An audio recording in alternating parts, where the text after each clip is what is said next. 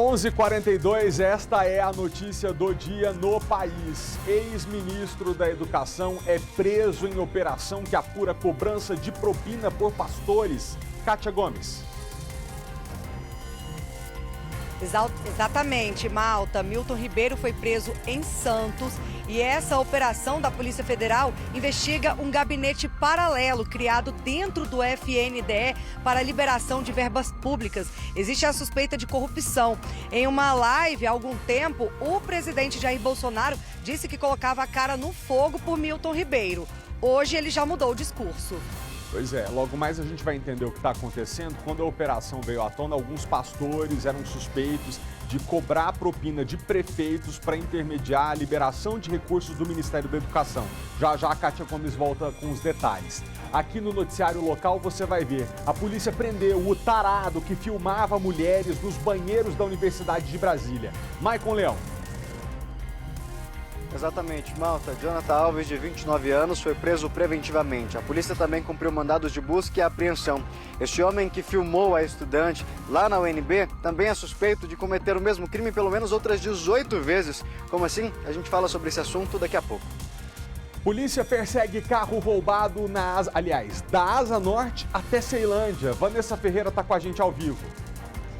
Isso, Malta, foi uma perseguição digna de roteiro de filme, viu? E tudo foi gravado pelos próprios policiais militares. Após roubarem um carro na Asa Norte, bandidos fugiram em direção a Ceilândia. Ao serem alcançados, ainda não obedeceram à ordem de parada da Polícia Militar e chegaram a provocar um acidente. Daqui a pouco a gente traz mais informações sobre essa perseguição aí em Ceilândia.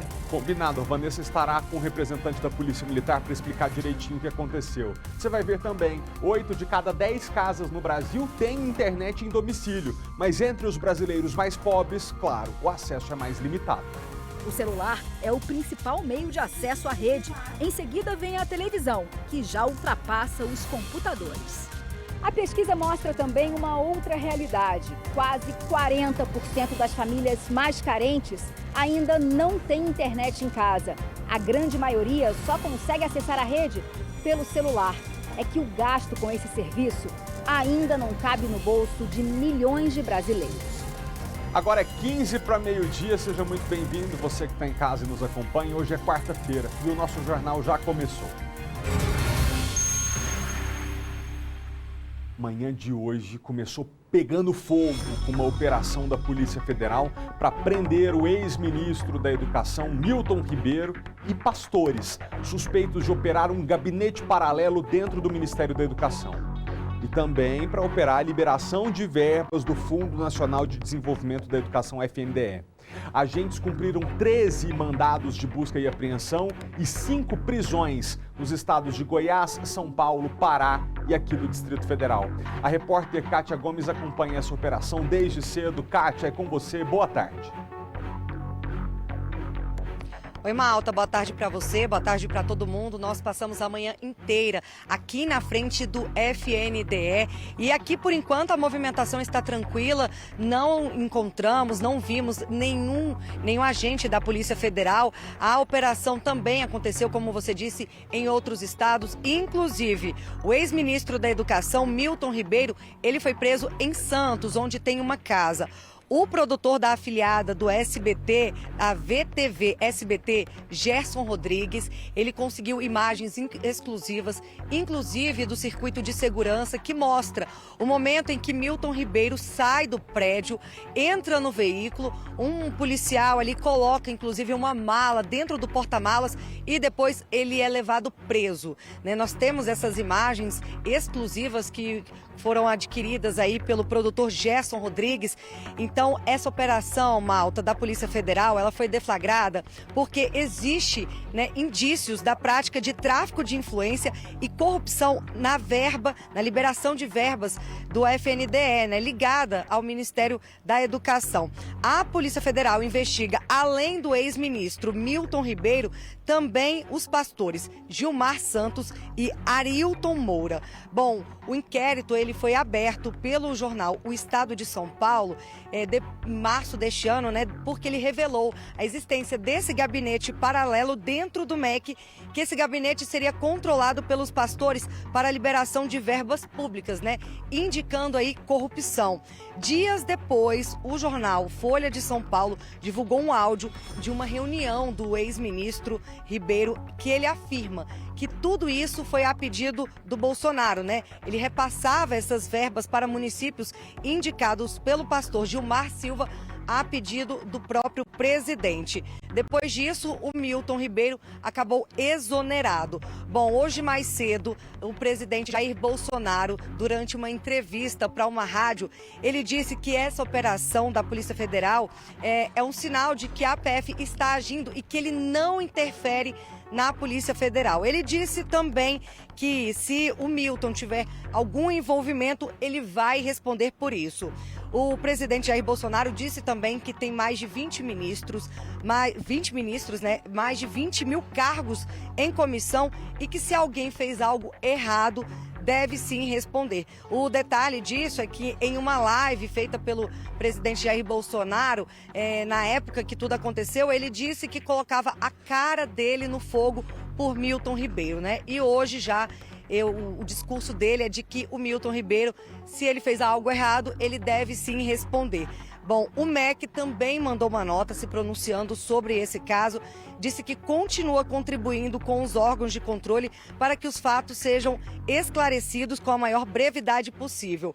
O MEC ressalta que o governo federal não compactua com qualquer ato de irregularidade e continuará a colaborar com as investigações, né? Essa operação, ela segue, a Polícia Federal continua nas ruas, né? Não tenho ainda a confirmação se os dois pastores foram presos. A informação que eu tenho ainda é preliminar, é que o pastor Gilmar também já teria sido preso, mas a gente ainda está aguardando a confirmação pela Polícia Federal dos desdobramentos. A Polícia Federal deve fazer hoje à tarde uma coletiva de imprensa para passar todos os detalhes da prisão do ex-ministro Milton Ribeiro e dos outros envolvidos. Malta. Obrigado, Kátia. A prisão foi lá em Santos, né, no litoral paulista, e a gente acompanha daqui de Brasília, onde fica a sede da Polícia Federal, também o Ministério da Educação e o Fundo Nacional de Desenvolvimento e Educação.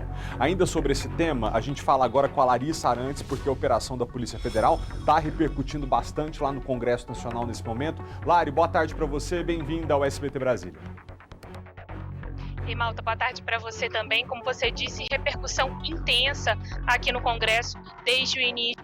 A declaração que mais chamou a atenção foi do senador Randolph Rodrigues. Ele disse que é inevitável a abertura da CPI do MEC aqui no Senado. A gente lembra que desde março o senador tenta conseguir as 27 assinaturas necessárias para que o requerimento de abertura da CPI seja considerado oficialmente, e agora, neste momento, segundo o senador, esse requerimento está com 25 assinaturas, faltando aí, portanto, apenas 2, né? Bom, o presidente da Comissão de Educação, o senador Marcelo Castro, também comentou essa operação da Polícia Federal, defendeu ali as investigações, mas disse que tudo que podia ser feito pela Comissão de Educação aqui do Senado já foi feito. Essa comissão que também deu início às apurações e investigações assim que as primeiras denúncias foram divulgadas a respeito desse favorecimento na liberação de recursos do MEC para prefeitos que negociavam com pastores lá na pasta. E claro, Malta, a gente segue acompanhando porque essa repercussão deve continuar a ser intensa aqui no Congresso ao longo do dia. Deixa eu tentar explicar aqui, recapitular para as pessoas em casa, Lari, até você comigo pode me ajudar, para você que chegou ao noticiário agora e precisa entender qual que é o contexto dessa operação. Há algum tempo surgiu essa denúncia de que pastores intermediavam a liberação de recursos do Fundo Nacional de Desenvolvimento da Educação para prefeitos mediante a cobrança de propinas desses prefeitos.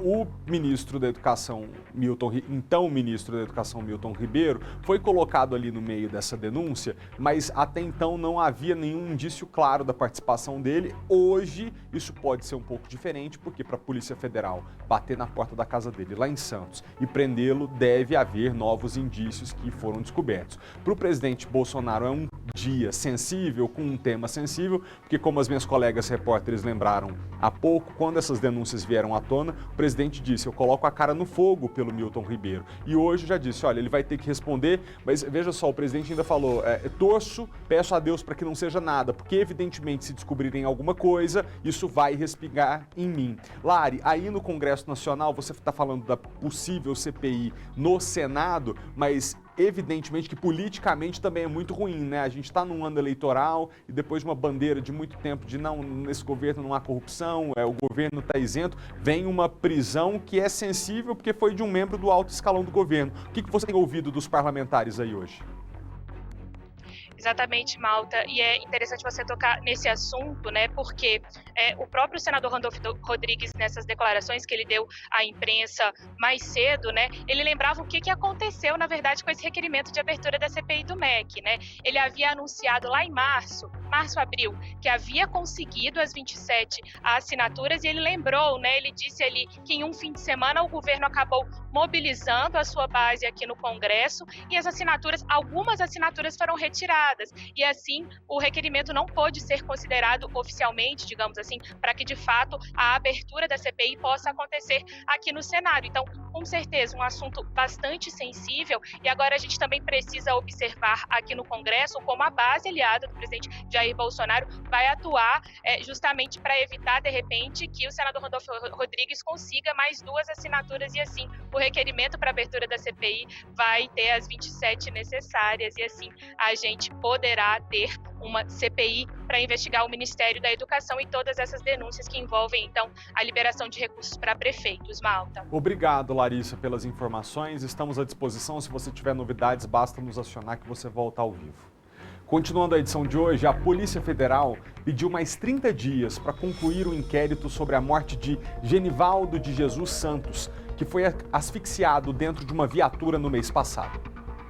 A Polícia Federal alegou que a prorrogação por mais um mês tem como objetivo aguardar a apresentação de laudos periciais requisitados, considerados indispensáveis para a finalização da investigação.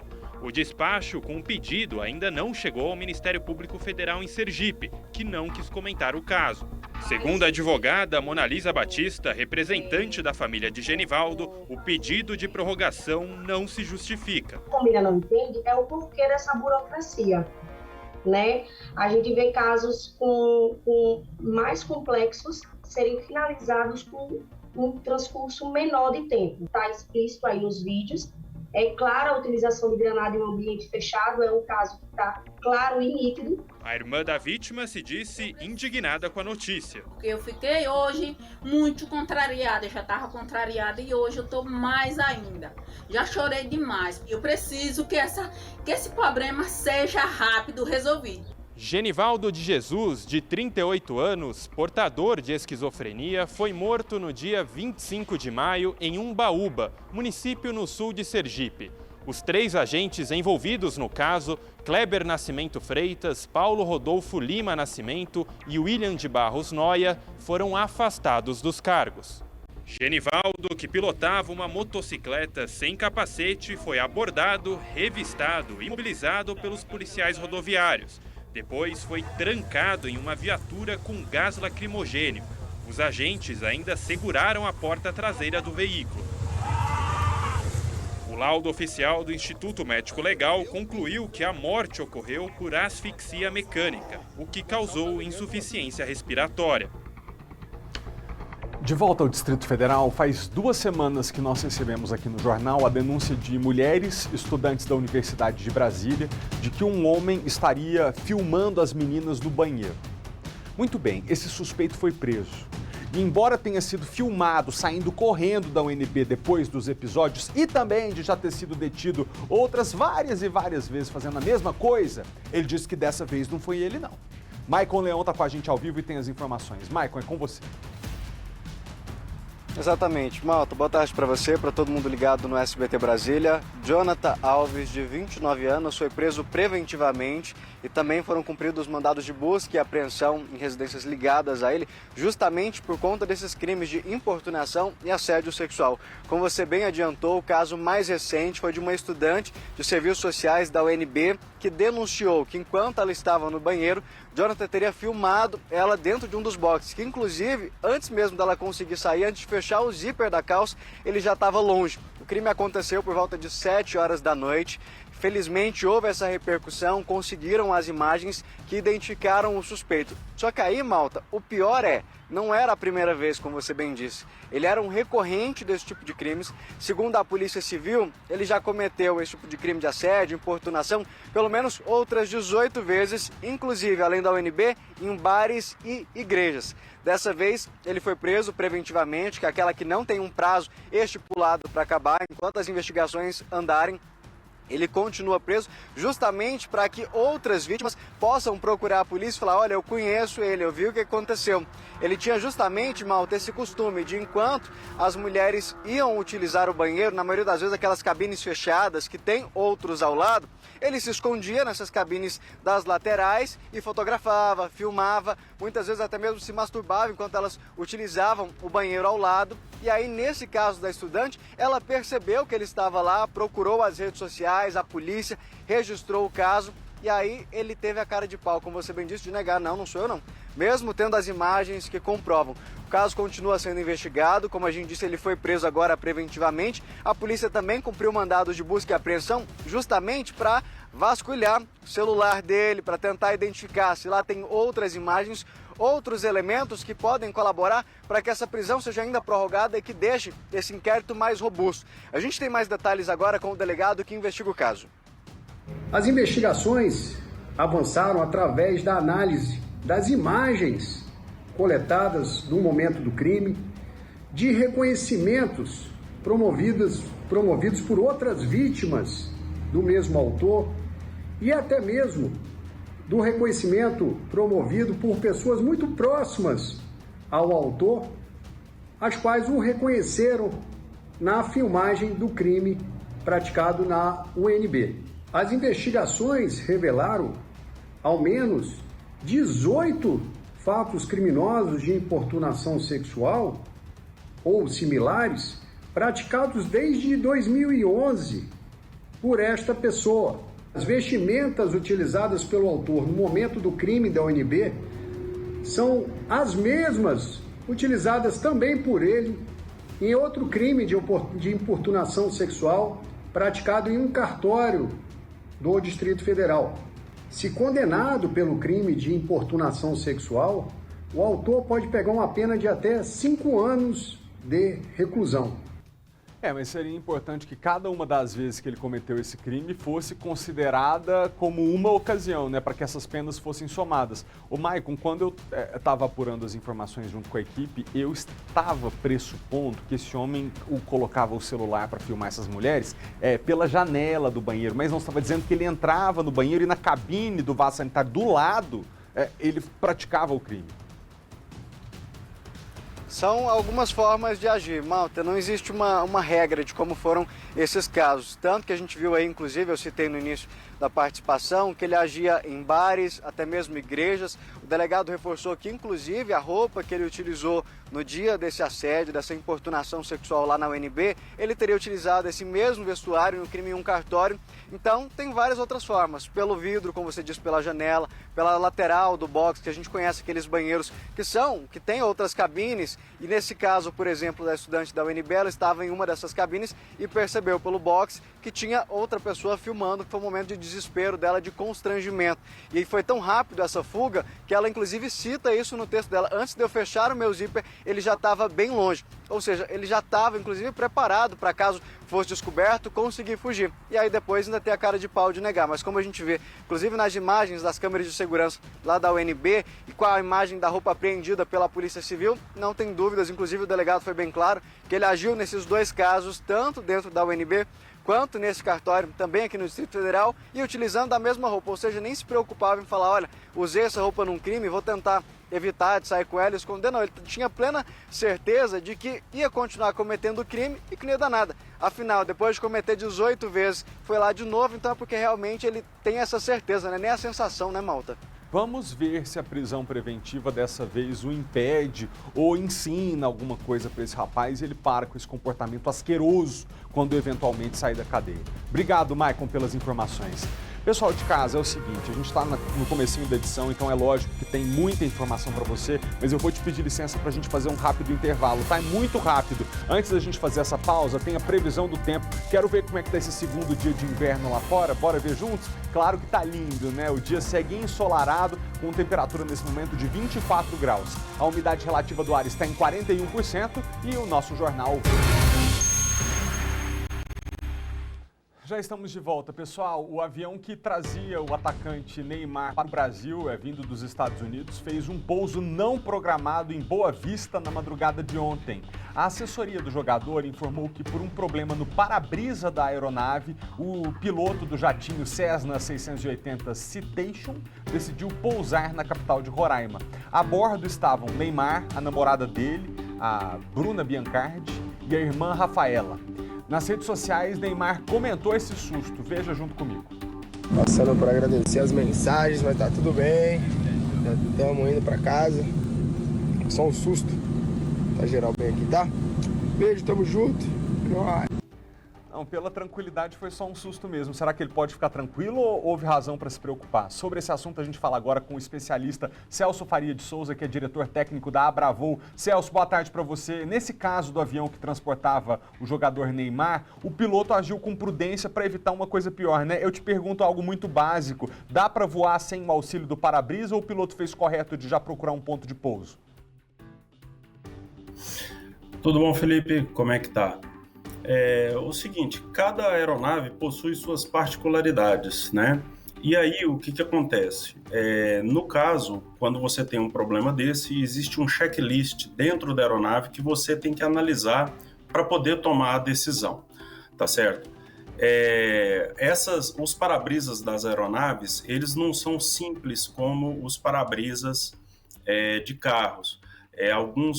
Algumas aeronaves grandes, como Boeings, por exemplo, eles possuem até 7 camadas de vidro, tá certo? São várias camadas.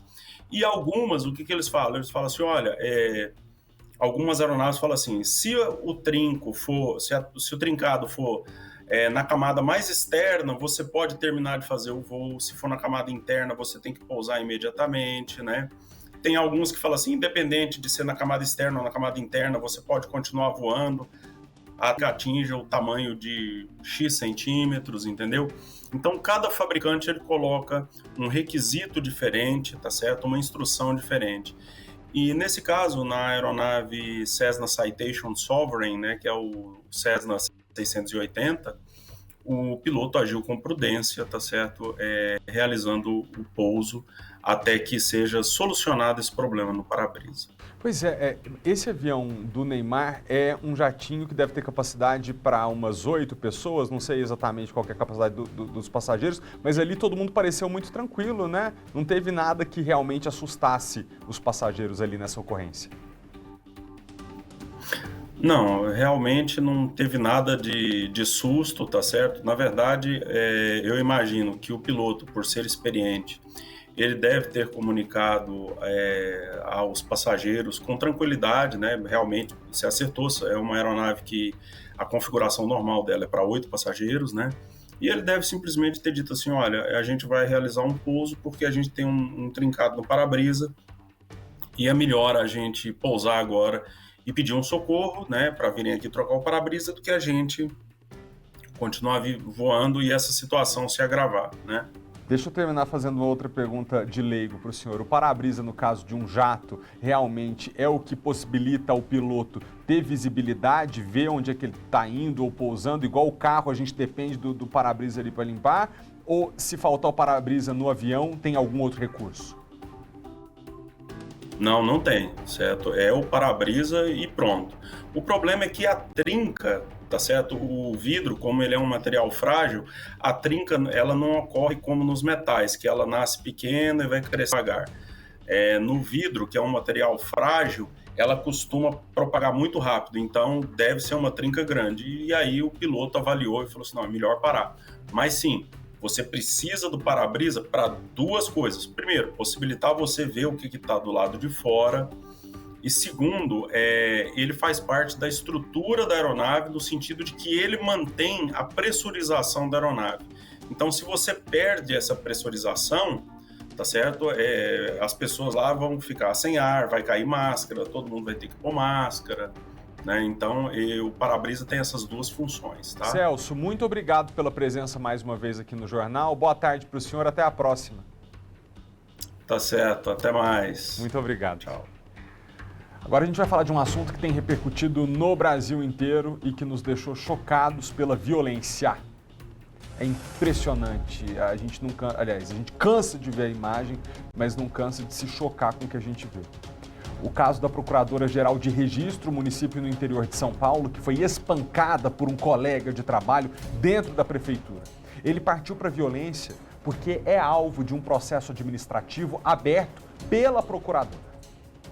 A Associação Nacional dos Procuradores do Estado e do Distrito Federal, a ANAP, divulgou uma nota de repúdio contra a violência sofrida pela Procuradora-Geral da cidade de Registro, Gabriela Samadello Monteiro de Barros, de 39 anos, na última terça-feira. As imagens que mostram o rosto ensanguentado da vítima viralizaram nas redes sociais. Com 16 segundos de duração, o vídeo mostra o momento em que o procurador Demétrios Oliveira Macedo, de 34 anos, agride com chutes, pontapés e socos a mulher. Além da violência física, o agressor ainda xinga a procuradora. A ANAP disse por nota que a agressão feita pelo procurador municipal deve ser severamente punida, como forma de assegurar o restabelecimento do Estado Democrático de Direito. A Prefeitura de Registro também emitiu nota reforçando que Demétrios deve ser punido rigorosamente. De São Paulo, Mônica Simões, para o SBT Brasília. Obrigado, Mônica. O homem que aparece nas imagens, Demétrios Oliveira de Macedo, teve uma sindicância aberta contra ele justamente por comportamento agressivo. O SBT conseguiu falar com a procuradora Gabriela Monteiro de Barros com exclusividade e a gente vê agora um trecho da entrevista. Se não tivesse ninguém ali para me socorrer, ele iria me matar, sim. Ele estava desferindo muitos golpes na minha cabeça, né? E ele ia perseguir até o fim, né? Então, eu também acredito que seja uma tentativa de homicídio. Vou tentar uma medida protetiva, né? Eu já conversei com o promotor ontem. Solicitei que ele pedisse isso ao juiz, porque eu me sinto insegura. E eu aguardo, eu acho que tem que ser tomada alguma providência pelo Estado para garantir a minha integridade física. Foi disso para pior, porque pegou uma parte, né? Ele já estava me agredindo já há um tempo. Certo. Depois que a pessoa que começou a filmar já pegou no meio, né? Ele já estava há um tempo me agredindo ali. Dá para ver que, assim, é lamentável, né? Muito lamentável, covardia. Eu sou bem menor do que ele, sou mulher, não fiz nada, não o provoquei de forma alguma. Eu estava ali cumprindo o meu dever funcional, enfim, trabalhando, exercendo o meu papel ali de servidora pública. Certo. Fui menosprezada, totalmente humilhada. Enfim, cada vez que eu vejo eu fico mais revoltada com isso. Sabe? O caso tomou uma proporção, né? Com certeza ele deve estar acompanhando também. Se ele já me odiava por conta de coisas comezinhas do trabalho, né? Você imagina agora eu expondo essa situação, expondo meu rosto, falando sobre o que aconteceu. Realmente eu temo sim pela minha vida, eu não saio de casa sozinha, eu não tô conseguindo ir trabalhar, né? Tô com muito medo. Sinto medo dele ir na minha casa, me procurar ou me atropelar na rua, enfim. É um cara que não mede as consequências daquilo que faz, que é capaz de qualquer coisa. Não, selvagem completo, né? Porque ele agride a primeira vez, ela tá no chão, as colegas de trabalho tiram a moça dali, jogam ela pro outro lado da sala, ele vai atrás, arma de novo um tapa, dá o tapa outra vez, no mínimo exonerado, respondendo na justiça pela lesão corporal grave que cometeu, se possível perdendo a prerrogativa de advogado que ele também tem, porque assim... De volta ao Distrito Federal, você vai ver comigo agora uma perseguição policial para recuperar um carro que começou aqui na Asa Norte e terminou lá em Ceilândia. 3 homens foram presos e sobre essa ação da polícia a gente fala agora com a Vanessa Ferreira. Vanessa, de volta aqui ao jornal, as imagens são impressionantes, né, amiga?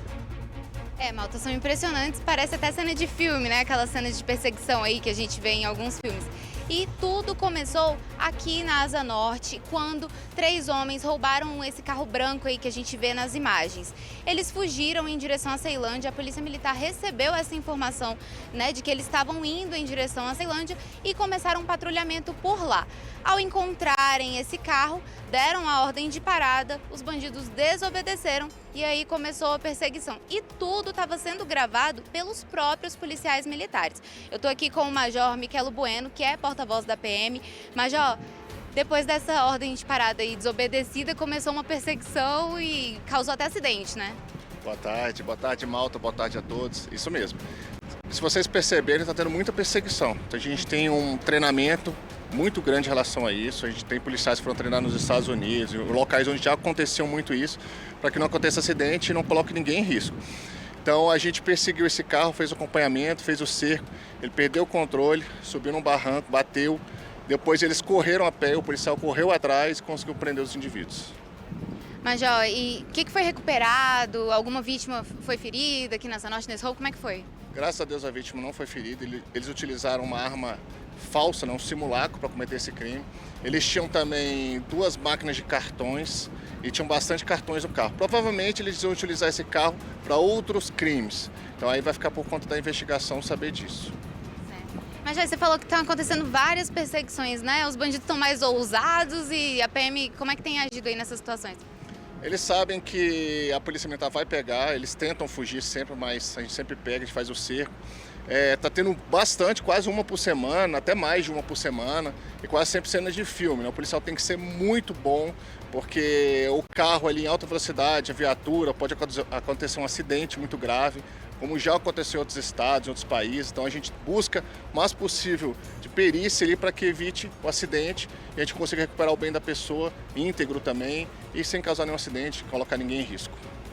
Perfeito, é isso, Malta. Major Miquelo, aqui porta-voz da Polícia Militar, que passou todas as informações sobre essa perseguição aí que a gente vê nas imagens e o acidente aí que aconteceu. Por conta disso, graças a Deus, nenhuma pessoa foi atingida, ninguém ficou ferido, mas foi um grande transtorno aí, né? Deixa eu tirar uma dúvida contigo, Vanessa, aproveitando que ele está aí do seu lado. Ali no final das imagens que foram gravadas pela própria PM, um homem sai correndo da frente do carro branco. Queria saber quem que é esse homem, primeira pergunta. E segundo, gostaria que o Major Miquelo comentasse justamente isso. Com um número cada vez mais frequente de perseguições policiais que a PMDF tem feito aqui no Distrito Federal, como o policial opta naquele momento, eu persigo esse carro que está com um bandido, está seguro, não vou colocar ninguém em risco, ou é melhor eu deixar esse bandido levar esse carro, porque se eu agir aqui, eu posso colocar a vida de inocentes em perigo? Miquelo, o Felipe está fazendo algumas perguntas aqui. Primeiro, nas imagens a gente vê um homem, né, saindo do carro branco. Ele é um dos bandidos, né, que estava tentando fugir. É um dos bandidos, é uma outra filmagem que o policial corre atrás dele. A gente até com equipamento conseguiu pegar ele, que o equipamento é pesado, né? O policial correu até conseguir que ele desistisse, deitou no chão e prendeu esse homem. É um dos bandidos, sim. Certo. E a outra dúvida do Malta, Major, é, como o senhor falou, né? Tem aumentado aí o número de perseguições, a ousadia aí dos bandidos tentando fugir. E numa situação como essa, como que o policial define ali como vai agir para não colocar ninguém em risco, né? Porque pode ser que esteja no trânsito, corre o risco de atingir outros veículos, um pedestre. Como é feita essa ação aí de última hora? Olha, a gente mapeia as possíveis rotas de fuga e a gente vai fazendo cerco, evitando que as viaturas cheguem muito perto e o carro empreenda uma fuga a uma velocidade maior. E com isso a gente usa também um equipamento chamado cama de faqui, que é um equipamento que a gente joga no chão e fura o pneu do carro. E tem situações também que eu digo situações mais drásticas, né? Que aí encosta ali na traseira para o veículo perder o controle, outras situações. Mas os policiais são extremamente treinados para isso. A gente tem um serviço de inteligência que também mapeia onde esse carro possa estar, que foi o que aconteceu com esse carro. A gente descobriu que ele estava na silêncio através do nosso serviço de inteligência. E aí a gente vai com esse trabalho todo tentando evitar com que ele perca o controle, ganhe alta velocidade, coloque em risco pedestres e outros veículos aí na via.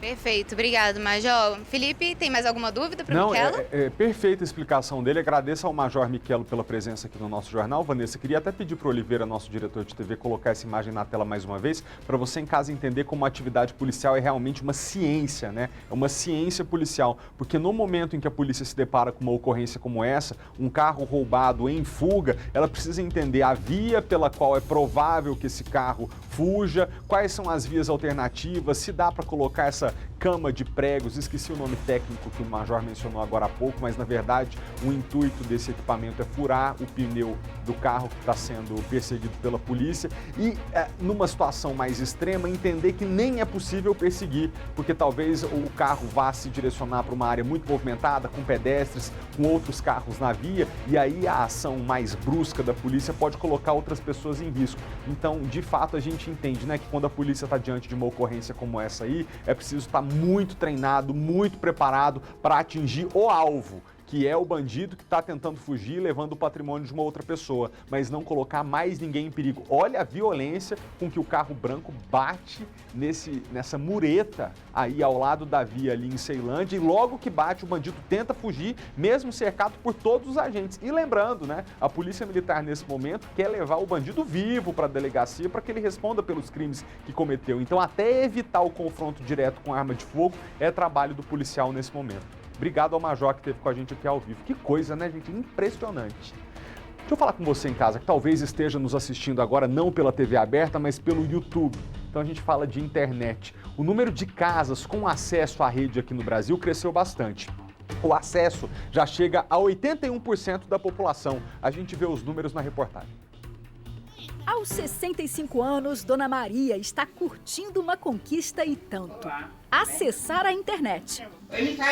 Para muita gente, isso não é novidade, mas para ela, ter a rede disponível em casa significa não se sentir mais isolada. Antigamente você não tinha nada para falar, agora você tem com quem falar, né? Se tiver alguma coisa à noite, se não puder sair para falar, você pode ligar para alguém, mandar uma mensagem. O número de domicílios onde moram pessoas que integram as classes D e E com internet quadriplicou entre 2015 e 2021 no país. O percentual de 16% saltou para mais de 60% no ano passado. A pesquisa do Comitê Gestor da Internet no Brasil revela ainda que na classe A também houve crescimento. O celular é o principal meio de acesso à rede. Em seguida vem a televisão, que já ultrapassa os computadores. A internet se tornou, acho que um serviço tão fundamental quanto luz ou água na internet. As pessoas passaram a trabalhar pela internet, a estudar pela internet, fazer compra até o supermercado para quem estava mais isolado por conta da pandemia. A pesquisa mostra também uma outra realidade. Quase 40% das famílias mais carentes ainda não tem internet em casa. A grande maioria só consegue acessar a rede pelo celular. É que o gasto com esse serviço ainda não cabe no bolso de milhões de brasileiros. De uma maneira geral, o principal motivo é preço. Então, o custo da conexão ainda é uma barreira para muitos dos não conectados, né? Quem já ultrapassou essa barreira mudou a visão da vida e de si mesmo. Como é que a senhora está se sentindo assim com a internet? Importante. Ai, vocês acreditam que lá em casa, no meu apartamento, desde que eu fiz a reforma, eu ainda não botei internet? Porque eu tô usando só a do celular. Aí minha mãe vem me visitar, ela que é louca com Instagram, com WhatsApp, a tia do Zap totalmente, fica louca. Como é que a sua casa não tem internet? Mãe, eu vou no trabalho, tem, eu uso aqui do celular. Eu também não coloquei ainda não, porque tá caro, né? Mas não vai ter jeito, vou ter que instalar. Beijo pra senhora que deu entrevista aqui pra nossa reportagem, muito simpática, né? Continuando, pessoal, a gente está em junho e as sempre aguardadas festas juninas têm um componente a mais esse ano. que não é muito legal não, é a infração. Dançar quadrilha, pular fogueira, tudo bem. O problema tá na hora de saborear os quitutes típicos da época do ano. Adivinha, tá caro. É festa sim, junina, que há tanto tempo o povo espera, mas...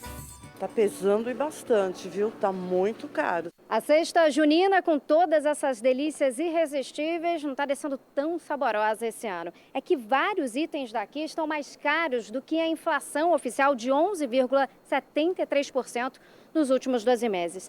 É o caso, gente, do morango, que hoje está quase 58% mais caro que no ano passado. E não para por aí. Pois é, no pacote dos produtos mais consumidos na festa, o reajuste chega a quase 30%, segundo o estudo realizado pela Associação Paulista de Supermercados.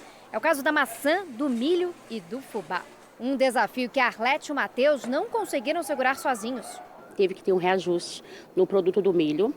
O milho aumentou muito. Nós temos o gás para fazer, o óleo, o açúcar, todos eles tiveram um pouquinho do aumento dos preços. Infelizmente, agora tivemos que aumentar um pouco. Entre as razões para os aumentos, a valorização na cotação dos principais produtos agrícolas, impulsionada também por fatores externos. É o que explica este professor de economia da FGV. O milho que é o item talvez básico, né, desse momento, das festas juninas, ele cresceu muito o preço por conta, principalmente da questão do conflito, né? Ucrânia-Rússia, a safra, né, não dá conta. O fenômeno Laninha acaba provocando chuvas em lugares que não deviam chover tanto, seca em lugares que não deviam estar com seca. Resultado, o preço das frutas cresceu bastante. Equilíbrio, palavra de ordem para superar essa dança dos preços. E o truque de sempre é a organização. Você se planejar, fazer orçamento, pesquisar preços e rezar para o santo. A gente precisa chamar mais uma vez a repórter Larissa Arantes para falar sobre a operação da Polícia Federal que na manhã de hoje prendeu o ex-ministro da Educação, Milton Ribeiro, e pastores suspeitos de operar um gabinete paralelo no Ministério da Educação. Lari, bem-vinda de volta. Que informações você tem? Em Malta, o ministro da Educação, Vitor Godoy, falou há pouco sobre a operação que resultou então na prisão do ex-ministro da Educação, Milton Ribeiro. Ele disse que os esforços estão concentrados, né, em apurar os fatos e disse ainda que espera que quem for culpado seja responsabilizado. A gente tem esse trecho da declaração do ministro e vamos assistir agora. Essas coisas acontecem sempre de maneira velada, né? Então, nunca tive conhecimento ou qualquer tipo de postura do ex-ministro na minha frente, né, que pudesse me levar a qualquer tipo de desconfiança. Naturalmente, os órgãos de investigação têm mecanismos de investigação mais robustos e a gente espera, né, que se alguém for culpado, né, se for comprovada de fato a culpa de quem quer que seja responsabilizado. Para você em casa, para a gente poder contextualizar aqui, o Fundo Nacional de Desenvolvimento da Educação, que é de onde sai esse dinheiro, pastores estavam tentando cobrar propina para intermediar a liberação dessa verba para prefeitos, é um fundo ligado ao Ministério da Educação que apoia, investe na educação básica. Lari, é dali que sai muita verba para prefeito, por isso que é um fundo visado e para o qual tem que haver mesmo muita vigilância, senão mal feito pode acontecer bem ali onde tem dinheiro saindo para tanta prefeitura. Exatamente, Malta, e é por isso que o FNDE está no centro, né, dessas denúncias, dessas revelações, e inclusive, né, o próprio fundo divulgou uma nota, a assessoria de comunicação do fundo divulgou uma nota dizendo o seguinte, Malta, o FNDE informa que segue alinhado com o Ministério da Educação, contribuindo com os órgãos de controle em toda e qualquer investigação. Assim como o MEC já esclareceu por meio de nota, o governo federal não compactua com qualquer ato irregular. A gente lembra, né, que as denúncias, inclusive de alguns prefeitos que foram ouvidos aqui no Senado, na Comissão de Educação, bom, eles foram chamados aí para reuniões informais com os dois pastores que cobravam propina para justamente facilitar a liberação dos recursos do FNDE para essas prefeituras que queriam, por exemplo, finalizar obras de creche ou outros equipamentos equipamentos necessários ali para o ensino escolar em suas cidades, e é por isso, né, que o fundo está no centro dessas revelações, e agora também essa nota dizendo aí, portanto, que o FNDE, né, o governo federal, assim como o MEC, não compactua com qualquer ato irregular, Malta. Pois é, Lari, até bom você ter mencionado isso. Alguns desses prefeitos chegaram a prestar depoimento aí no Senado, não no âmbito de uma CPI, porque ela não chegou a ser criada, mas com relação a esses pastores, as denúncias já são mais claras, porque alguns prefeitos chegaram a dizer, sim, eu fui abordado por esses pastores e eles me cobraram propina. Quanto ao ex-ministro Milton Ribeiro, as coisas ainda não estavam tão claras quanto agora pode haver indícios da Polícia Federal para prisão, mas alguns prefeitos chegaram a estar presencialmente no parlamento dizendo que haviam sido abordados por esses pastores.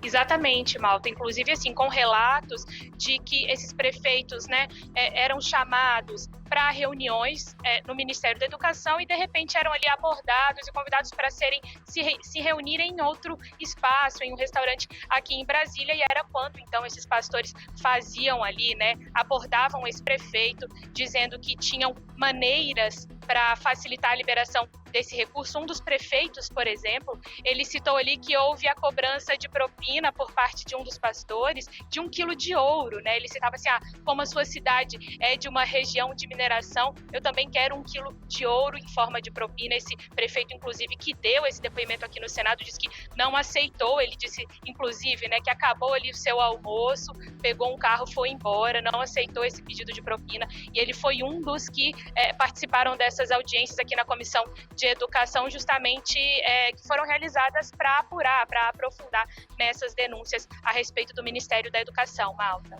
A Lari voltou com a gente na segunda vez, nesta edição agora. A cobertura desse caso você acompanha minuto a minuto no sbtnews.com.br. Assim que a Lari tiver alguma outra informação, ela aciona a gente e volta ao vivo aqui no jornal. Muito obrigado, Larissa. Gente, é o fim do planeta, né? Você ter um dinheiro que é destinado a investir na educação das pessoas. A gente sabe que só a educação vai transformar o nosso país. E aí você é abordado por alguém que tem o escárnio não só de te pedir dinheiro, mas não, para te liberar esse dinheiro eu também quero 1 quilo de ouro. Inxalá, muito ouro. Voltando aqui para o noticiário local. O Distrito Federal está, nesse momento, investigando um caso suspeito de varíola do macaco. Pode ter chegado até nós já. O paciente é um homem com idade entre 20 e 29 anos. Não deram a idade exata, até para dificultar a identificação desse homem, mas é essa a faixa etária dele. O GDF afirma que a rede de saúde está pronta para lidar com os possíveis casos. E com a gente ao vivo, a dermatologista Regina Honorato tira algumas dúvidas. Doutora, boa tarde, obrigado por ter vindo, tá? Para começar, eu queria que a senhora esclarecesse um negócio. A gente está vacinado contra a varíola? Essa vacina valeria para a varíola do macaco? Eu não lembro se eu tomei vacina de varíola. É o seguinte, Felipe, depende da sua faixa etária. A varíola ela foi erradicada em 1980. Então, pessoas com abaixo de 50 anos não têm vacina de varíola. Uma forma fácil de saber é o quê? A gente tem a BCG de um lado e a cicatriz da varíola de outro. Então, se você tem 2 marquinhas, uma em cada braço, você tem vacina de varíola. Se você tem só uma marquinha, você só tem a vacina da BCG. Então já vi que eu não estou vacinado, que eu só tenho de um lado mesmo. Mas aí a pergunta, para quem tem mais de 50 anos de idade, se vacinou, essa pessoa estaria protegida contra essa variante agora do macaco?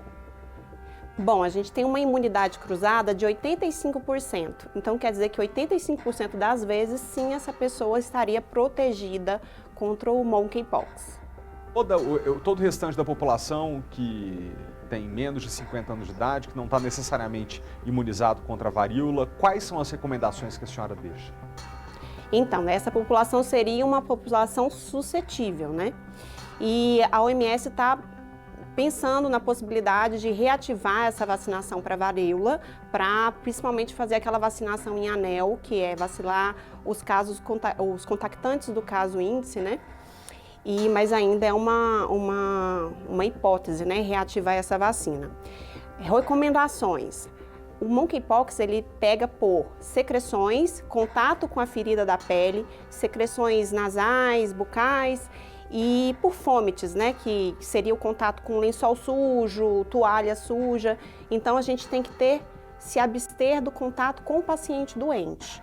E caso suspeito, a gente isola a pessoa por 21 dias para ela não contaminar outras pessoas. Eu estou vendo aqui nas imagens as feridas que essa varíola provoca podem ser confundidas com feridas dermatológicas provocadas por outras doenças. Tem algum sintoma que a pessoa pode prestar atenção para ter certeza que aquelas bolinhas que estão aparecendo na pele dela realmente é a varíola do macaco?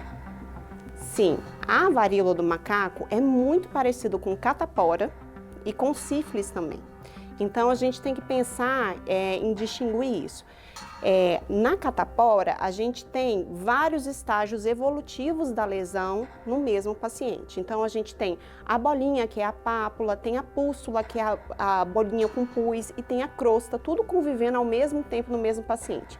Monkeypox não, as lesões são todas gêmeas, são todas iguais, não tem um que a gente chama de pleomorfismo da lesão, que são várias lesões em estados evolutivos diferentes. Outra coisa é que na varicela, que é a catapora, a gente tem uma distribuição crânio-caudal. Começa no rosto, no crânio e vai para o corpo. Na monkeypox, a gente tem muito braços, pernas acometidas, genitália e rosto também. Bom, fica aí o recado para as pessoas em casa. Por enquanto, o caso suspeito, se ele se confirmar e a gente precisar elevar um pouquinho o grau de alerta e de cuidado, eu gostaria que a senhora voltasse aqui ao jornal para a gente reforçar o alerta para a população. Muito obrigado. Pois não, pode falar. Claro, Felipe, à disposição, viu? Muito obrigado. Bom trabalho, obrigado por ter vindo. Ainda falando sobre saúde, né? A Secretaria de Saúde anunciou o início da vacinação noturna contra a Covid-19 em vários pontos daqui da cidade. Então a ideia é estimular a vacinação para quem ainda não tomou o reforço e para pessoas a partir de 40 anos de idade que agora já podem tomar a 4ª dose. Gente, tão importante a gente realmente virar a página da pandemia. Então, não tem tempo. Arranja um tempo. Agora até de noite pode vacinar, não pode, Vanessa? Isso mesmo, Malta, olha só, a Secretaria de Saúde está liberando aí 14 pontos de vacinação noturna em todas as regiões de saúde do Distrito Federal. Esses pontos vão funcionar de 7 da noite, de 7 às 10 da noite, de segunda a sexta-feira, para pessoas a partir de 12 anos de idade. E além da vacinação, nesses pontos também vai estar disponível a testagem de Covid-19. E como você bem falou, o governador Ibanez Rocha reforçou que o objetivo dessa ação é realmente alcançar toda a população para que esteja com o ciclo vacinal, o esquema vacinal completo e atualizado, porque só assim vai ser possível retomar totalmente todas as atividades e possibilitar aí uma volta às atividades. Para suprir essa demanda, conseguir aí fazer esse reforço no atendimento, algumas equipes da Secretaria de Saúde foram reorganizadas aí para ter esse horário extra. E só reforçando para quem está em casa, olha só, vão ser 14 pontos de vacinação noturna que vão funcionar de segunda a sexta-feira, de 7 às 10 da noite, em todas as regiões de saúde. Logo mais uma lista com todos os pontos, os nomes das UBSs e os endereços vai estar disponível no nosso Instagram, que é o @SBTBrasília. Malta, uma outra novidade que a gente traz também é a vacinação para quem começou o ciclo vacinal com o imunizante da Janssen. A partir de agora, esse público vai poder tomar mais uma dose de reforço. São cerca de 60 mil pessoas. E aí, olha só, quem tem de 18 a 39 anos que começou o ciclo vacinal com a Janssen, toma uma dose de reforço, depois de 4 meses, mais uma dose. Agora, quem tem 40 anos ou mais ou é profissional de saúde, já pode tomar um terceiro reforço do imunizante da Janssen. Malta. Tá. Peraí. Eu tomei 2 da Janssen. Eu tenho que vacinar ou não? Não entendi. Você tomou uma e mais um reforço, né? E mais o reforço da Janssen. Isso, aí você pode tomar mais um reforço agora. Agora, quem é profissional de saúde ou tem 40 anos ou mais, já pode tomar um terceiro reforço. Perdão. Entendi. Tá bom. Muito obrigado, Vanessa. Vou ter que ir de noite. Então, obrigado pelas informações. Vamos falar de mercado imobiliário? Aqui no Distrito Federal, este setor segue a todo vapor. E os lançamentos são os queridinhos de quem busca pagamento facilitado, para quem não tem pressa para se mudar ou está querendo investir. A Irene ainda não está na casa dela, mas em dezembro de 2024 vai estar morando em um apartamento igualzinho a este aí que ela está agora. Um presente que ganhou do filho que mora no Rio de Janeiro. Enfim, vamos ter paz. Eu, minha filha, a caçula e a cachorrinha dela. Então vai ser o nosso lar em 2024 e a gente está muito feliz e ansiosos esperando por esse momento. A unidade decorada, parecida com o imóvel que a Irene comprou, tem 59 metros, 2 quartos e 2 banheiros. Ao todo, o empreendimento com lazer completo, que vai ficar na QS 5 de Águas Claras, vai ter 482 apartamentos. A expectativa de venda total era de 3 anos, mas foi superada em bem menos tempo. 1 ano e alguns meses nós vendemos 92% do empreendimento. Foi realmente um recorde de vendas.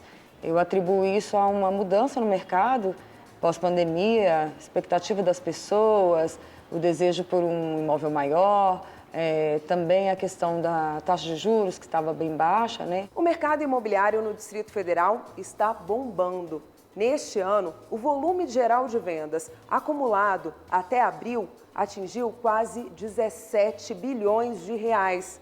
Foram 18 lançamentos, 1.724 unidades a mais. Mas por que os imóveis na planta fazem tanto sucesso? Hoje tem a questão também do planejamento familiar, que até você receber o seu imóvel, até você receber a sua chave, você consegue planejar a sua vida. Tem a questão também de facilidades de pagamento hoje que as construtoras dão. Tem a questão tecnológica também do que nós estamos entregando hoje. O Ronaldo comprou um apartamento de 74 metros quadrados no Noroeste, de olho no investimento. Pagando um valor agora, imaginando que daqui a 1, 2 anos, quando eu receber esse imóvel, ele já vai ter valorizado bastante, já que está localizado num bairro muito bom aqui de Brasília. Já a escolha da Alexandra por um imóvel de 3 quartos que está sendo construído no Guará foi motivada pela possibilidade de ter um imóvel mais moderno e adaptado. O que eu achei incrível, porque o meu marido teve AVC e ele tem sequelas de mobilidade. De acordo com o Sindicato da Habitação do Distrito Federal, em 2022, as 3 regiões que mais lançaram imóveis foram Noroeste, Águas Claras e Parque Sul. Em relação aos preços no segmento de lançamentos, a Asa Norte continua com o valor de metro quadrado mais valorizado. Primeiro porque, em relação às 2 asas, na Asa Sul não tem oferta de imóveis novos, não tem lançamentos imobiliários.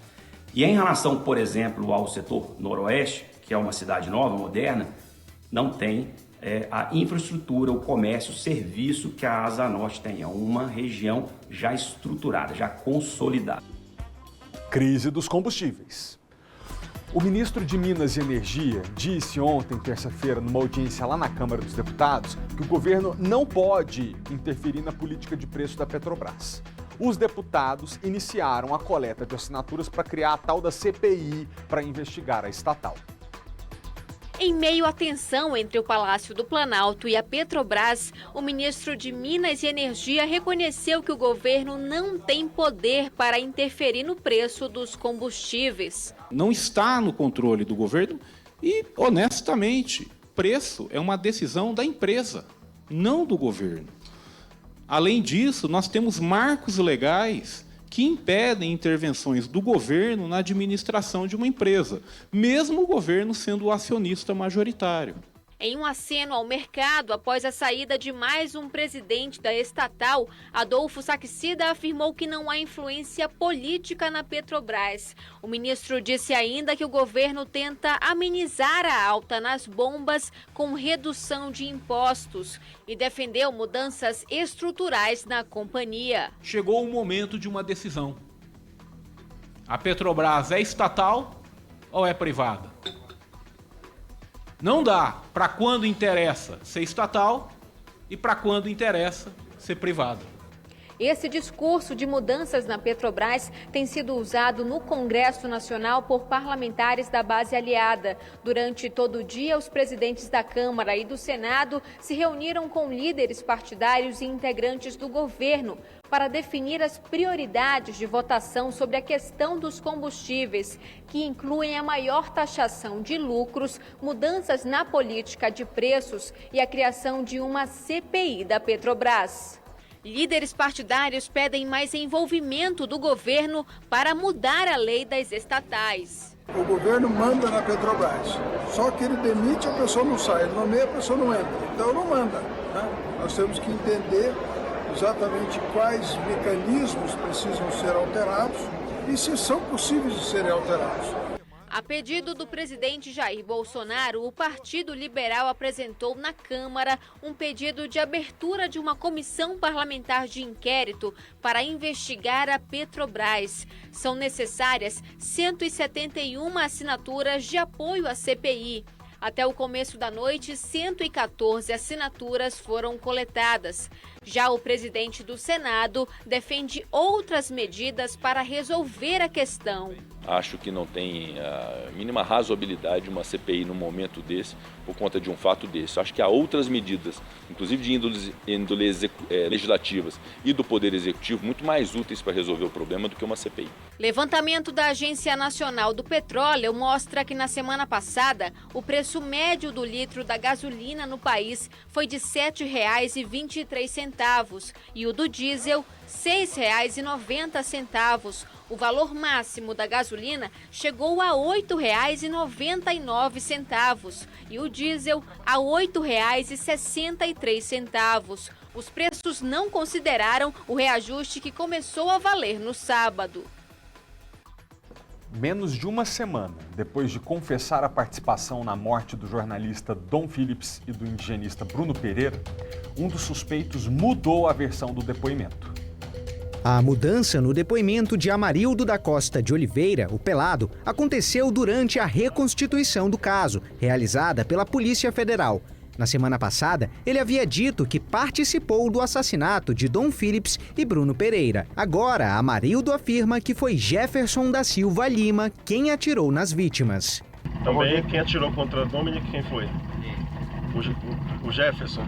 Jefferson, vulgo Pelado. Segundo Amarildo, o indigenista Bruno e Jefferson chegaram a trocar tiros depois de uma discussão no rio Itaquaí. O Bruno vinha descendo junto com o Dominic na canoa, na voadeira da Unijava, e começou a discutir com Jefferson, vulgo Pelado.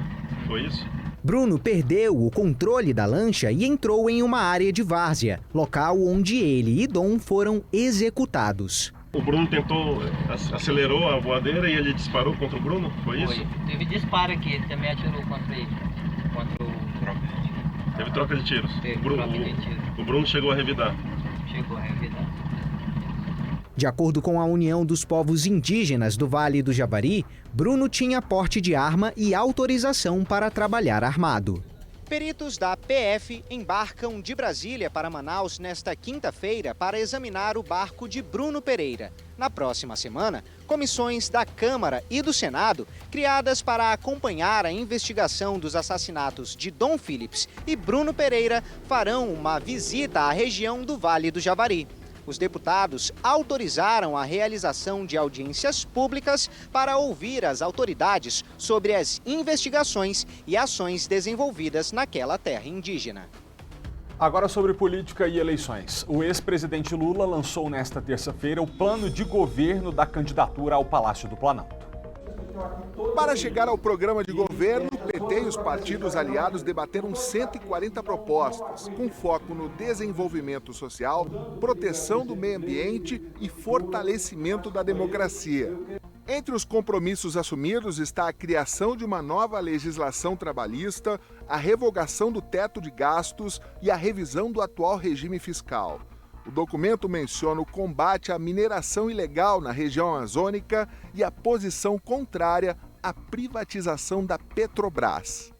As propostas ficam disponíveis numa plataforma virtual e podem receber críticas e sugestões. O texto final é sempre uma construção. Todas as emendas foram ajustadas, sempre houve uma convergência. Lula, ao lado do pré-candidato a vice, Geraldo Alckmin, participou do evento num hotel no centro de São Paulo. Isso aqui é apenas um alicerce. Nós vamos ter que construir a casa ao longo do tempo, ouvindo as pessoas através da plataforma, mas o mais importante é executando a política que nós quisermos, se nós ganharmos as eleições. A ex-presidente Dilma Rousseff também esteve presente. sem vocês. Um apoiador do presidente Jair Bolsonaro conseguiu entrar e tentou chegar perto de Lula, mas foi contido pelos seguranças. Conseguiremos governar esse país. Figura histórica do PT, o vereador paulistano Eduardo Suplicy interrompeu a reunião para a qual disse que não foi convidado e protestou contra a ausência da proposta de criação de uma renda básica. A instituição da renda básica de cidadania, aprovada por todos os partidos, sancionada pelo presidente Lula e está no programa do PT há muitos anos, todo ano.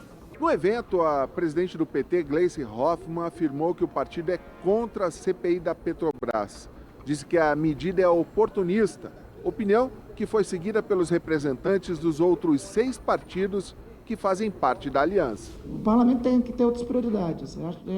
Eu acho que nem nós no parlamento, nem a sociedade brasileira pode cair na cilada dessa cortina de fumaça. É mais alegoria e adereço do que samba enredo. O vice-presidente Hamilton Mourão e ministros do governo afirmaram que a democracia brasileira não está em risco. Eles participaram do Fórum sobre o Brasil e a OCDE, a Organização para a Cooperação e Desenvolvimento Econômico. A entrada do Brasil no grupo, que reúne as economias mais industrializadas do planeta, é prioridade para o governo federal. O presidente Jair Bolsonaro deve receber o secretário da OCDE nesta quarta-feira. Hamilton Mourão representou Bolsonaro na abertura do fórum.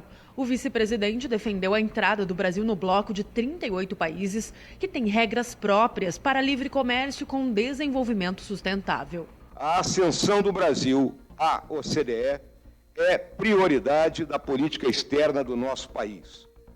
Determinado que está a consolidar internamente e a projetar no mundo um novo modelo econômico, baseado em abertura, segurança, previsibilidade, competitividade e sustentabilidade. O presidente Jair Bolsonaro não participou do evento. Já o ministro Paulo Guedes repetiu várias vezes que o Brasil é uma democracia forte e uma potência verde. Primeiro, porque o Brasil é uma grande democracia. Segundo, porque o Brasil é uma potência verde. Nós somos parte decisiva da preservação ambiental. O secretário da OCDE, Marty Corman, está no Brasil e acompanha de perto o processo de adesão do país ao órgão. O australiano fez um discurso ecológico, já que a OCDE quer priorizar questões climáticas nas ações de desenvolvimento econômico. O Brasil recebeu no início deste ano um convite oficial para começar o processo de entrada na OCDE. No entanto, para que isso se confirme, o país precisa mostrar que está comprometido com o desenvolvimento econômico aliado à preservação. O chanceler Carlos França também citou a democracia brasileira durante o evento aqui no Itamaraty.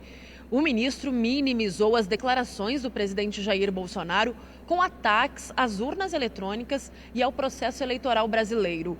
Em conversa com os jornalistas, França garantiu que a comunidade internacional sabe que o país tem instituições fortes. O processo de ingresso na OCDE não deve acabar neste ano. Por isso, qualquer crise institucional pode impedir ou atrasar a participação do Brasil no bloco. Na agenda oficial de Bolsonaro, havia a previsão que ele participaria da abertura do fórum, mas o presidente cancelou. Vou voltar para o nosso noticiário aqui do Distrito Federal, mas falando de um tema que não dá muito orgulho. Aliás, tem títulos que ninguém se orgulha de ter, né? E é o caso dessa notícia agora. Pelo terceiro ano consecutivo, Brasília ocupa o primeiro lugar no ranking das cidades brasileiras com mais pessoas infiéis. A pesquisa, inclusive, foi feita por um site de namoro para casados, que divulgou uma lista, divulga uma lista anual das principais cidades do Brasil com maior procura para casos extraconjugais. Depois de Brasília, a segunda cidade nesse ranking é a nossa vizinha Goiânia. Para entender esse comportamento infiel que aparentemente está na moda aqui no Distrito Federal, a gente fala agora com a Juliana Gebrim, que é psicóloga. Ô Juliana, boa tarde para você, seja bem-vinda ao programa. Tem até alguns anos atrás, ô Ju, divórcio era tabu, mas hoje está até fácil divorciar. Por que a pessoa não divorcia e vai e trai? O que está acontecendo com o nosso povo? Essa dificuldade, Felipe, ela vem muito das pessoas elas terem uma falha em olharem para a relação em si, identificarem as questões que na realidade elas podem ajustar, e aí existe essa facilidade de encontrar algum tipo de acolhimento, entre aspas, fora dentro da relação, né? E aí acaba sendo um caminho, entre aspas, se não for descoberto, mais fácil, porque a pessoa encontra esse acolhimento afetivo fora do matrimônio e não tem que também enfrentar os contratempos que um divórcio impõe. Exatamente. As pessoas, de uma forma geral, elas têm dificuldade em lidar com o tédio, com a rotina, né, em reparar as questões internas, terem um determinado tipo de diálogo para ajustarem essas questões que toda relação tem, e aí elas procuram alguma válvula de escape para lidarem com essas questões. Vou falar, outro negócio que está na moda hoje em dia, mas não sei se o pessoal de casa está sabendo, mas tem um monte de casal que tá tendo relacionamento aberto. Isso resolve? Esses relacionamentos abertos dão certo ou não? Olha, em geral, o que eu vejo é que todas as pessoas que abrem as relações, em algum momento, isso vai causar algum tipo de neurose. Então, essa questão, né, inclusive que as pessoas falam do poliamor, pouquíssimas pessoas elas possuem essa estrutura necessária para lidarem com esse tipo de situação, né?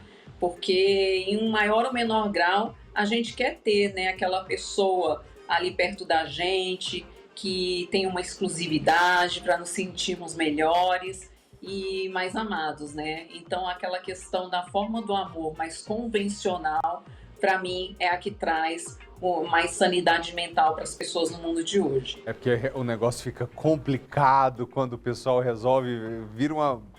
Enfim, deixa eu só Felipe, falar... já até para administrar né? Imagina vários. Pois então, deixa eu terminar aqui, Ju, falando um negócio. Só para você deixar seu conselho na condição de especialista, que quando um relacionamento está entrando em crise, às vezes essa pulada de cerca pode tornar as coisas mais difíceis, né? É como empurrar com a barriga um relacionamento que está beirando o término, mas é melhor terminar com dignidade do que você ter que enfrentar esse constrangimento de não ter sido leal com a pessoa, não é verdade?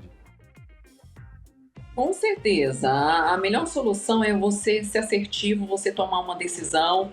Muitas vezes, quando ocorre a infidelidade, o que mais machuca, Felipe, não é nem a infidelidade em si, é a deslealdade. As pessoas, elas esperavam algum tipo de comportamento dos seus parceiros, aquele parceiro, ele ali tinha uma devoção em relação à relação e a pessoa descobre que aquilo era ilusório. Então, muito mais que a infidelidade é a deslealdade. Você tem a expectativa de que aquela pessoa, ela iria por um caminho e aí você percebe que na realidade você estava sendo enganado. Juliana, muito obrigado pela presença, por nos ajudar a esclarecer esse tema. Infelizmente, né, mais um ano que Brasília ganha a primeira posição no ranking das populações infiéis. Tomara que ano que vem seja diferente, os goianos fiquem sendo os mais traidores, até porque Marília Mendonça vem de Goiás, é ela que conta as histórias do povo que leva chifre, toma chifre, essa coisa toda. Eu acho que nós no Distrito Federal não merecemos esse lugar. Obrigado, viu, pela participação, até a próxima. Obrigada a vocês, tchau. Valeu.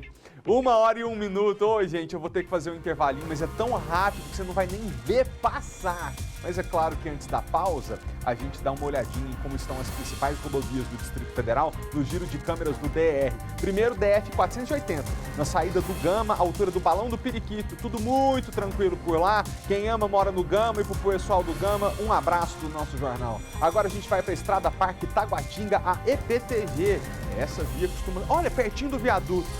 Se Deus quiser, em breve ali vai ficar chique, né, gente? Vai ficar muito mais fácil. Por enquanto, um pequeno transtorno natural em função da obra, mas logo, logo vai ser entregue, se Deus quiser, e vai tudo melhorar aí na região. Pessoal de Taguatinga também, segura aí que a gente já volta. O break é muito rápido.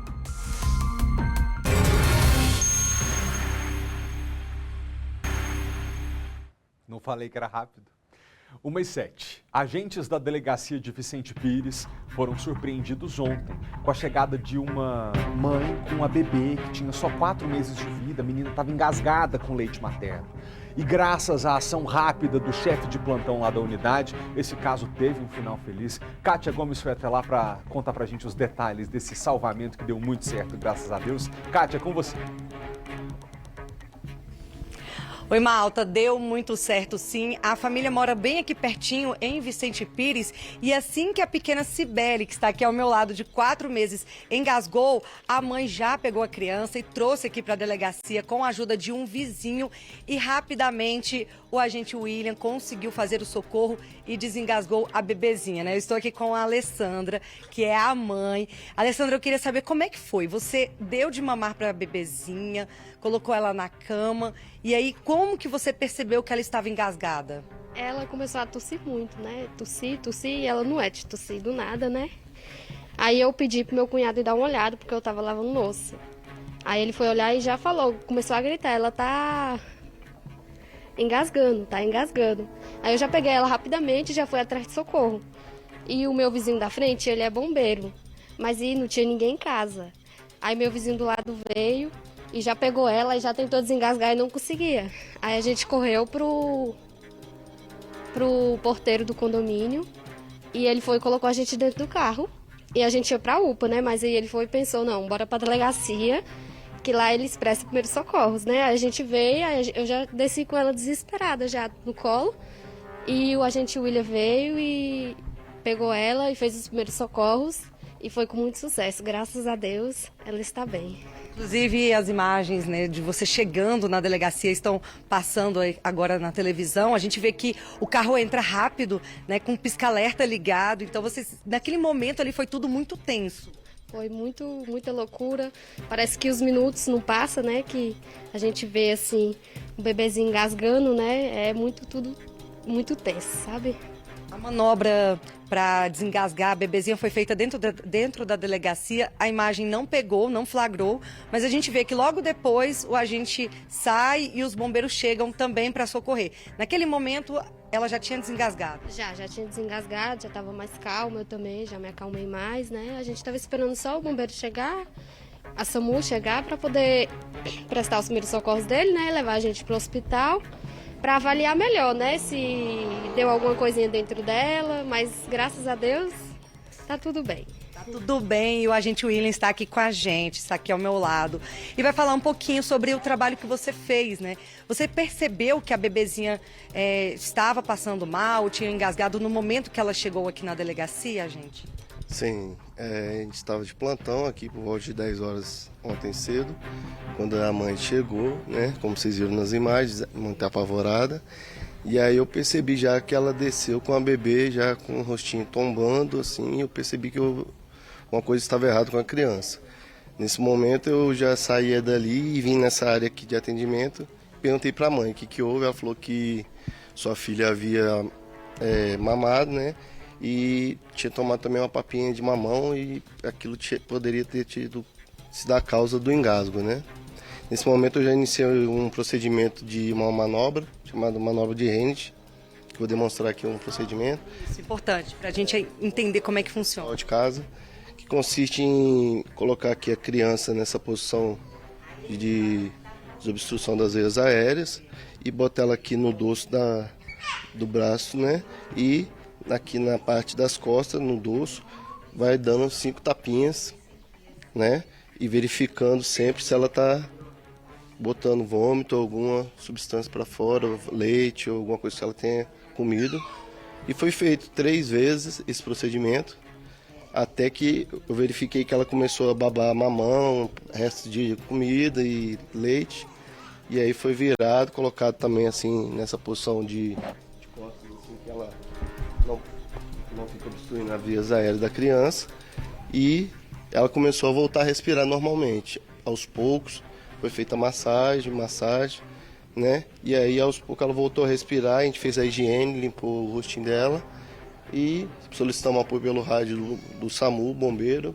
E assim que eles chegaram, a gente passou a situação para que fosse feito algum exame no hospital para verificar se havia mais algum objeto obstruindo, né, as vias aéreas da criança, mas graças a Deus a gente teve êxito, né, e conseguiu fazer com que ela voltasse a respirar bem. Essa é uma manobra importante que os pais deveriam conhecer?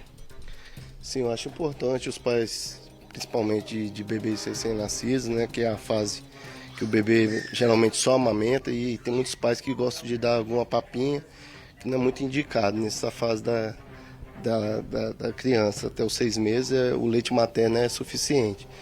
Então, se o pai não souber fazer, pelo menos procurar com mais urgente, com mais rapidez, uma delegacia, um posto de saúde, alguém que saiba fazer a manobra, para a gente providenciar quanto mais rápido, né, o desengasgo do bebê. Primeira vez que o senhor passa por essa situação ou não?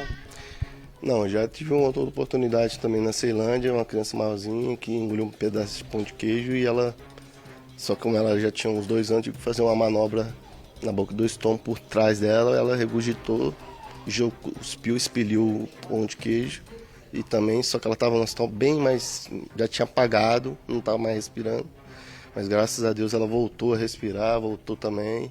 E a gente levou ela para a UPA da Ceilândia e ela voltou, fez a limpeza gástrica, limpeza das vias aéreas e graças a Deus deu tudo certo. Tá certo, então muito obrigada e parabéns pelo seu trabalho. E Malta, eu vou encerrar com uma dica muito importante. Toda vez que o bebê amamentar, a mãezinha precisa colocar a criança para arrotar, que essa é a garantia que a bebezinha não vai engasgar. Eu volto com você. Muito obrigado, que linda essa neném, muita fofura pra gente aqui agora. Obrigado, Kátia, olha que gracinha. Obrigado, viu, amiga, pelas informações. Que bom que deu tudo certo com essa família. Ô, gente, um pão produzido aqui no Distrito Federal tá fazendo sucesso no mundo. Vamos ver a reportagem? É indiscutível que ele caiu no gosto do povo. Segundo o Sindicato de Panificação e Confeitaria, 76% dos brasileiros comem o tradicional pãozinho no café da manhã. Quando se tem uma variedade dessa para poder escolher, essa porcentagem pode aumentar ainda mais. Esta fábrica no Gama descobriu a importância de apostar na variedade e inovação desde 2010, quando se instalou aqui. Primeiro era apenas um prédio. Hoje já são vários na região que produzem por mês mais de 500 toneladas só de pão de queijo, por exemplo. Uma das dificuldades de quem mora fora do país é justamente a saudade que dá de casa, do tempero da mãe, das receitinhas da avó. E justamente pensando nisso, a empresa enxergou a oportunidade de expandir seus produtos para o exterior. Hoje o pãozinho de queijo, por exemplo, faz sucesso nos Estados Unidos, no Canadá, no Japão, em Portugal. E até o fim do ano a expectativa é que ele possa ser saboreado em vários outros países também. O brasileiro, ele precisa de ir lá, ele tem aquela saudade, né, da comida brasileira, das coisas do Brasil, e ele vai em busca desse produto. E no exterior, nos Estados Unidos, que a gente tem 3 milhões e quase 3 milhões e 500 mil brasileiros lá, eles têm muita procura e tem muitos mercadinhos que a gente chama mercadinho da saudade. O anúncio no freezer está em português, mas este supermercado fica em Everest, nos Estados Unidos. Os principais clientes por lá são justamente os brasileiros.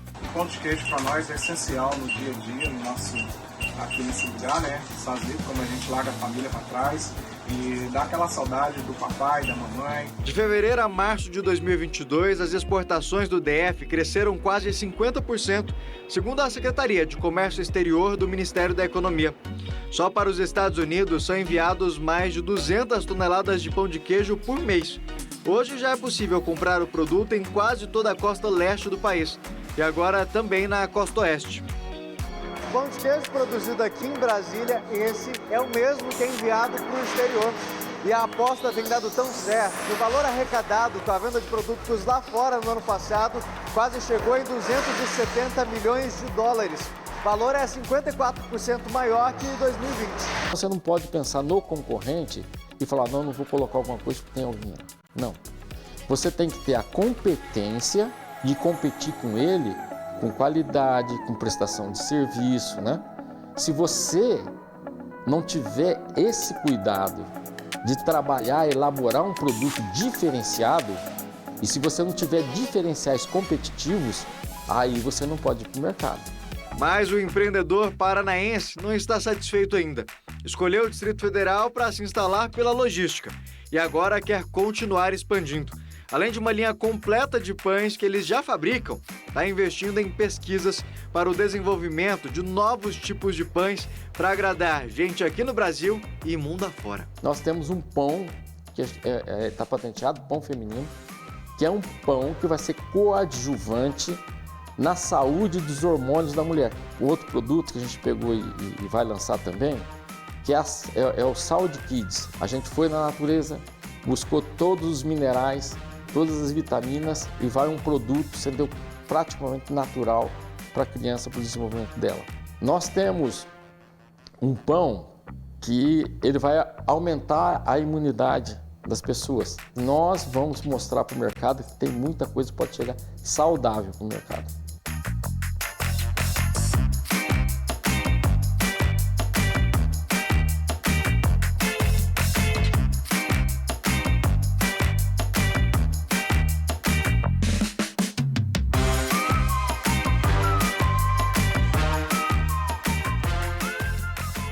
Jesus amado. Quem que não gosta de pão, né, gente? Viver sem pão é triste demais. Eu tô com um pedido agora que eu vou mandar um recado muito importante, tá? Pode colocar aí na tela pra gente ler juntos. Olha só. O Daniel, primeiro ele mandou um elogio, né? Isso sim, um repórter que Brasília ama de graça, sabe fazer trabalho com dedicação aos telespectadores. Obrigado, Daniel, mas o recado é esse aqui. Felipe Malta, eu estou fazendo um serviço em Barra do Garça, Mato Grosso. O que me deixa conectado com a minha linda Brasília é o SBT Brasília pelo YouTube. Ó, que chique! Obrigado por terem tido essa ideia. Eu sou o Daniel de Arniqueiras. Manda um beijo para minha família, para minha esposa Cristiane, minha filha Sofia, meu filho Leonardo, e diz para eles que eu os amo muito. Gente, que declaração maravilhosa desse paizão, esposo, chefe de família. Até tossi. Tô trabalhando longe daqui, tá mandando um amor pra família por meio do nosso programa. Muito obrigado, bom trabalho, Daniel. Você seja muito próspero e ganhe muito dinheiro aí pra você voltar rico aqui pro Distrito Federal. Recebi aqui, ó, no @FelipeMaltaTV, que eu te convido a seguir. Vai mandar uma mensagem lá também. Quem sabe amanhã é a sua mensagem que aparece aqui. Agora é hora do esporte. Obrigado pela audiência. Tchau, tchau.